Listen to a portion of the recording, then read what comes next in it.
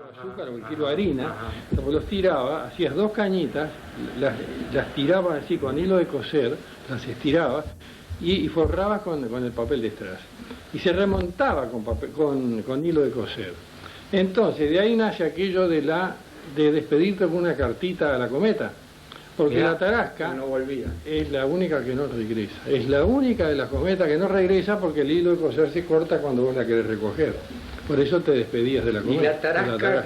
¿La palabra? Ahora, yo después, ya de más grande, quería saber qué es, pero estuve leyendo de que en el sur de Brasil había una especie de víbora, dicen, mira, ese es otro cuento, una víbora muy fea y cabezona, y que vino bajando hacia el litoral. Entonces pienso yo que le pusieron el coletazo que va dando la tarasquita, ¿no? Y tú sabes que la tarasca queda hecha un puntito en el cielo, porque admite casi hasta 2 carreteles de 750 yardas. Todavía me acuerdo de eso. ¿Te das cuenta? Y generalmente la remontamos desde arriba de una azotea, ¿no? La hora de la siesta, ¿no? Entonces queda un puntito negro para Dolores. Porque este hombre es de una ciudad, de un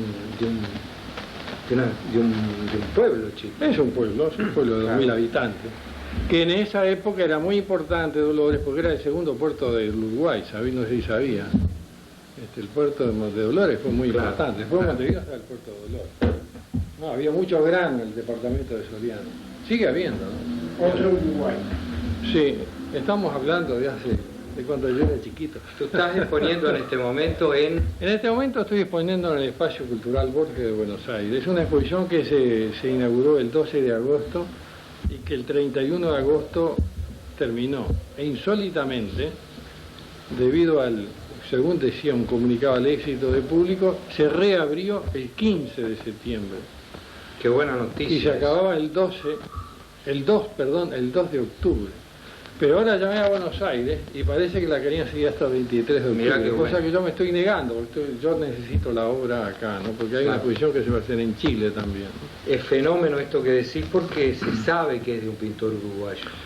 Bueno, yo creo que la pintura uruguaya generalmente cuando tú la ves en un entorno así sudamericano, digamos, o mundial te diría también, yo creo que inmediatamente detectás la pintura uruguaya.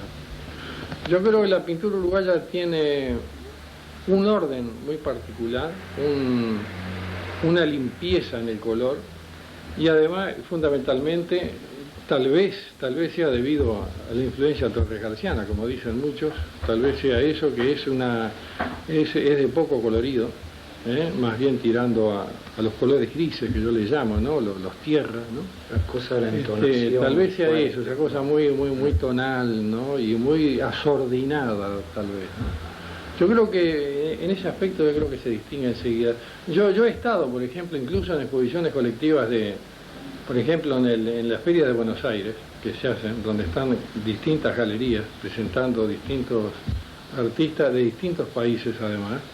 Inmediatamente voy a decir, esto es pintura uruguaya.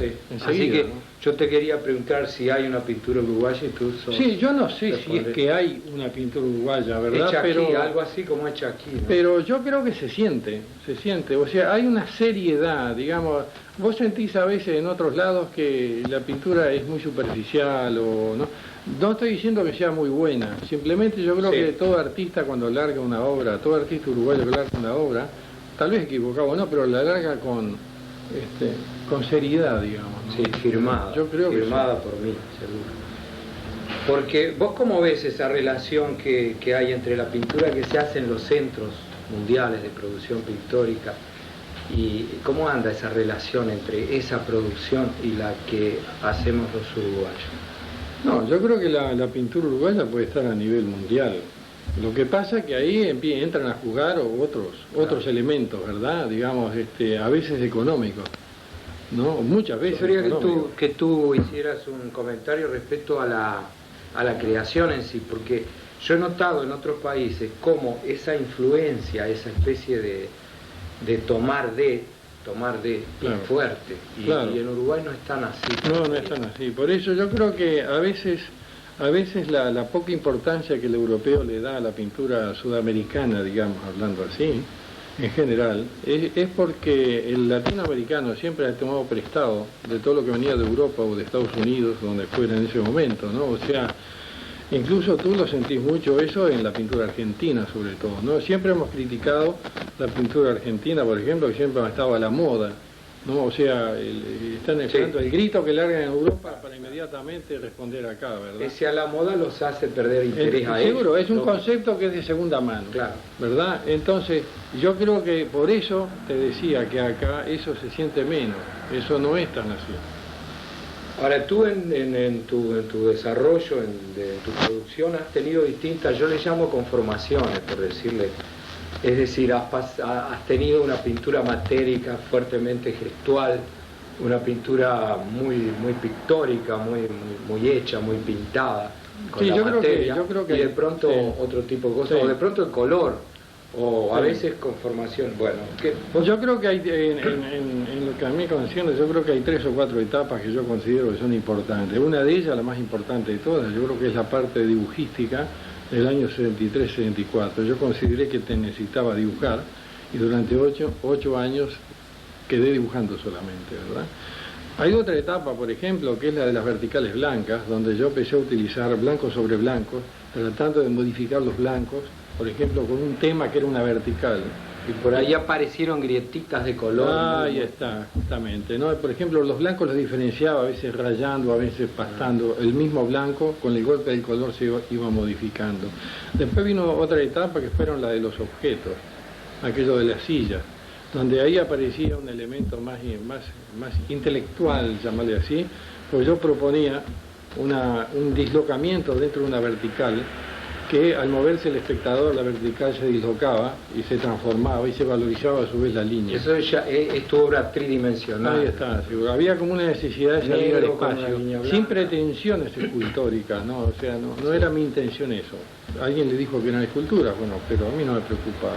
Interesante, tú pretendías que fueran propuestas visuales. Claro, exactamente. O sea, estaba relacionado con toda la cuestión óptica en ese momento que trabajaba de Soto, Cruz Díaz y toda aquella gente, y Lepard y todos ellos, ¿no? Pero digamos, esto era una cosa insólita, suelta. Kallenbach escribió blanco-negro. Alex, que él escribió mucho sobre eso. Después hay otra etapa, que es la parte de las claraboyas y las cometas y las tarascas, que yo les llamaba. Que es más la última, ¿no? Que ahí ahí empecé a trabajar con un material más pobre, o más económico, si querés llamar. Las tarascas. Las tarascas.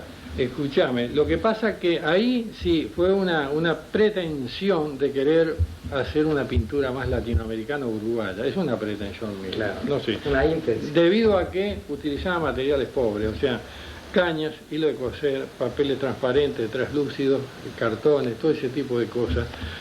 Casi, digamos, que fuera leve. Había una necesidad de que la obra mía se sintiera la levedad que puede tener la cometa o la transparencia que puede tener una claraboya vista desde abajo. Yo trabajé mucho sobre eso, durante 2 o 3 años. Sí. Después de eso pasó... Y por ahí te agarró los 500 años. Y ahí pasó lo de los 500 años, de la cosa se hizo más dramática y una cosa mucho más explícita, ¿no? Que empecé a trabajar con los muertitos, que yo les llamo, las calaveritas y las cosas, donde había un grito, digamos, era como una especie de grito, que yo lo empecé en el año 89 y lo terminé en el 92. Y ahí paré con esa...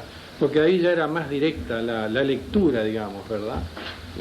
Mientras que lo anterior... Te integraste a los escritores, a los ahí está, empecé a leer muchas cosas, muchos libros sobre el descubrimiento de América, y bueno, de ahí fueron saliendo imágenes, ¿verdad? Y después la última etapa, que es la que estoy hoy, las maderas recortadas. Digamos que las maderas recortadas, insólitamente, cuando yo empecé con las maderas, yo pegaba el papel en la madera para lograr una textura y después pintaba arriba. Quiere decir que del papel pasé el papel a la madera y después la madera quedó sola. O sea, hay toda... Sacaste el papel. Ahí está. O sea, como el papel viene de la madera... Hoy es madera pintada directamente. Y hoy es directamente la madera pintada, donde logro texturas y empiezo a pintar. Y a veces sugieren cosas, ¿verdad? Por ejemplo, a veces yo juego también con los nombres, porque a veces hay elementos que a mí me parecen que pueden ser cosas. No es que yo parta, yo diga voy a hacer tal cosa y de ahí sale la historia, ¿verdad? Sino que la forma que yo hago, por ejemplo, esta forma que tú estás viendo ahí, a mí me sugirieron en un momento que era un hombre de a caballo. Pero la palabra hombre de a caballo... No porque partiste de la idea de... No partí de la idea. Pero la palabra está entera. Hombre de a caballo, como se dice afuera. No es el hombre de a caballo, no, hombre de a caballo. Como que seguro, de la forma te viene una imagen que es poética. Seguro, claro, por ejemplo, una... esta horita chiquita acá, que parece se llama barco vikingo. Seguro que es un barco vikingo, Claro, porque esto claro. me sugiere algo de eso, ¿verdad? Vos lo que decís claramente que no pensaste en que era un barco vikingo. No, me importa fundamentalmente la forma. Si la forma después sugiere algo, entonces ahí yo lo anoto, y eso en cierta manera está ayudando al espectador, ¿no? Apoya más la forma. Claro. Que de todas maneras el espectador lo iba a hacer. Claro, Siempre claro, pero ahí lo estás ayudando, ¿no? Sí. Y confirmando que está Seguro. bien que lo haga. Ahí está. Porque muchas veces se dice, mirá, los cuernos de valle, se dice. Es ¿Y de verdad. cuántos son los cuernos Es de valle? verdad. Todos juntos, dirías Sí, vos, sí. ¿no? Sí. Los Sí, cuernos sí. de valle, Sí, porque sí. es la sugerencia. Sí, lo que Seguro. sí, seguro. Y es una hermosísima escultura, además, esa. Claro. Esta es la exposición de Buenos Aires. Esa es la posición de Buenos Aires. Bueno, ¿y qué me contás de Buenos Aires? Bueno, Digo, de la exposición, la exposición, bueno, insólitamente fue un éxito, además el espacio es fantástico, el espacio cultural Borges tiene, Yo no me acuerdo el metraje que tiene, pero yo en broma un poco decía, después de la exposición no pongo en ningún lado más, porque Sí, estamos mirando las fotos. era tan cómodo exponer ahí que los espacios... los es un podías- espacio teatral. Es fantástico, casi, ¿no? es fantástico el espacio. Realmente. Sí. Acá Es donde formidable. tu obra respira mismo y Sí, juega sí. y vive. Sí, no se pelea una obra con otra, como a veces Formidable. ocurre en las salas de exposición, ¿no? Acá estoy viendo esta, qué interesante. Acá tú retomás un poco Sí.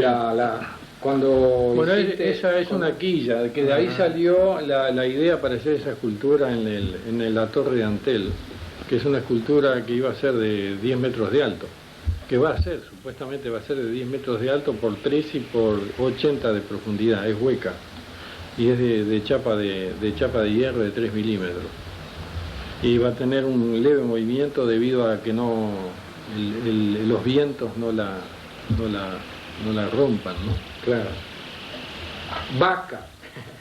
Mirá qué linda.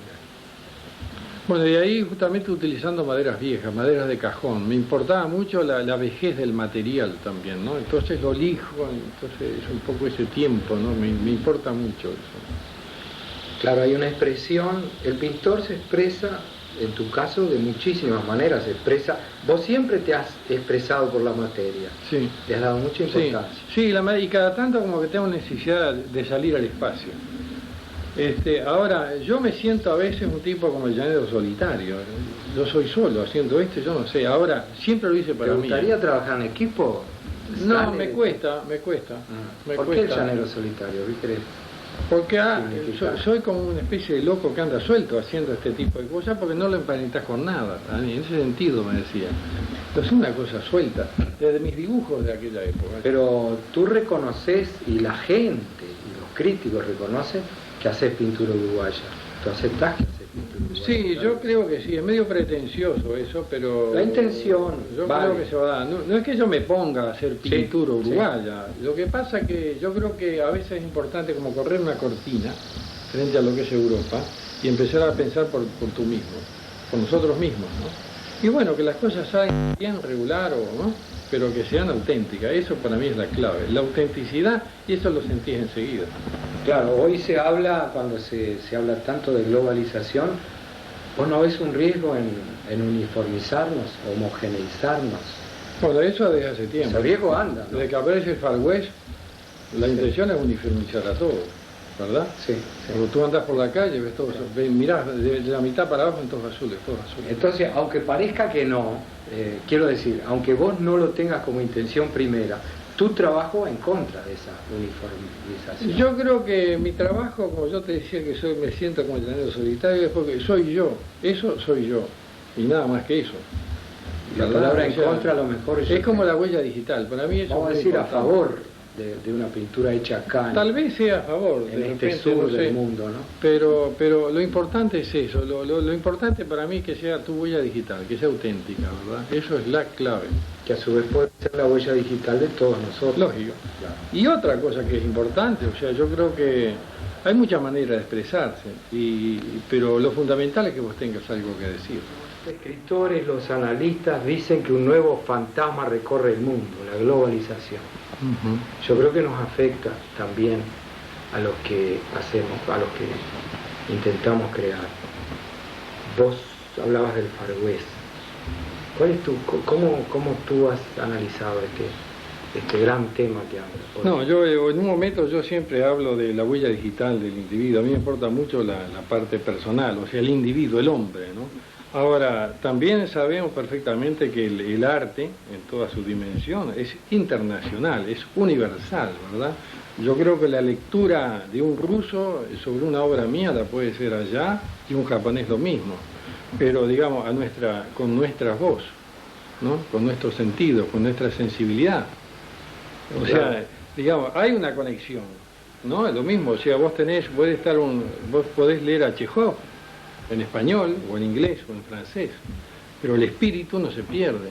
Hay un espíritu, ¿no?, universal. Claro, yo creo que eso para mí es fundamental. Lo que se está discutiendo ahora es sobre si se mantiene o no, si se respeta o no, si se defiende o no la diversidad cultural. Sí, el problema a veces se da lo que hablamos en un momento, o sea, a través de elementos como, por ejemplo, como el pantalón Far West, o la Coca-Cola, si tú querés, ¿no? O sea, seguro, son cosas como que ya, eso es una globalización. Pero nosotros le tenemos que sacarle partido a lo otro. O sea, no podemos perder nuestra identidad. Che, Nelson, y hay un aspecto que a mí me parece positivo, no sé qué opinas tú. La globalización tiene un aspecto positivo, que es justamente unirnos, comunicarnos, poder estar, sí, que tu obra, por ejemplo, pueda estar también en Asia.